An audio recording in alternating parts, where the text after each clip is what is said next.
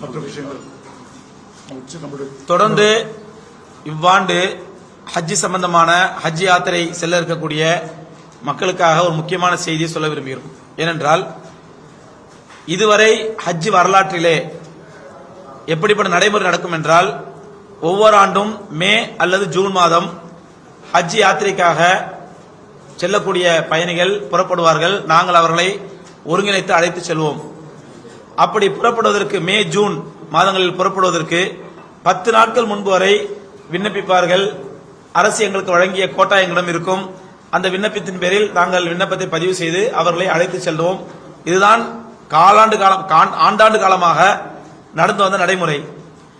இந்த நடைமுறைக்கு அப்பாற்பட்டு இந்த ஆண்டு வரலாற்றில் முதல் முறையாக மத்திய அரசு ஒரு அறிவிப்பு செய்திருக்கிறார்கள்.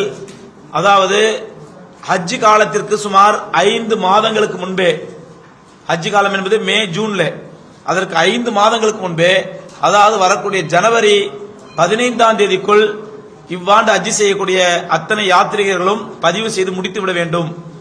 ஜனவரி 15ற்கு அப்புறம் பதிவு செய்பவர்கள் ஹஜ் செய்ய முடியாது, அவர் விண்ணப்பம் ஏற்றுக்கொள்ள முடியாது என்ற ஒரு அதிரடி உத்தரவை வரலாற்றில் முதல் முறையாக, இதுவரை இல்லாத ஒரு நடைமுறையாக முதலாக மத்திய அரசு அறிவிக்கிறார்கள்.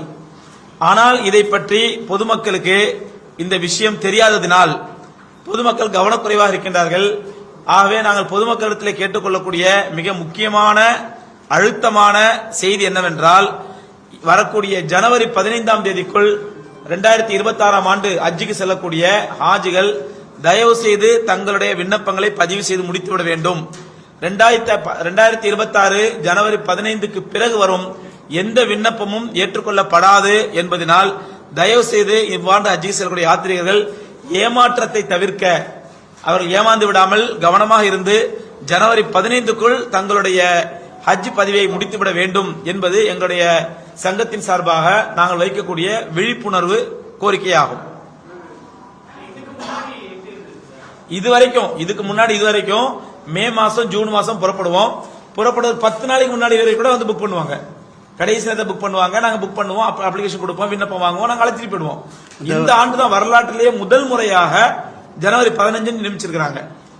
போன வருஷம் அந்த பழைய நடைமுறை இருக்கு இல்லையா, பழைய நடைமுறையில வந்துட்டு ஹஜ்ஜுக்கு புறப்படும் கடைசி தேதி அனௌன்ஸ் பண்ணுவாங்க சவுதி கவர்மெண்ட்.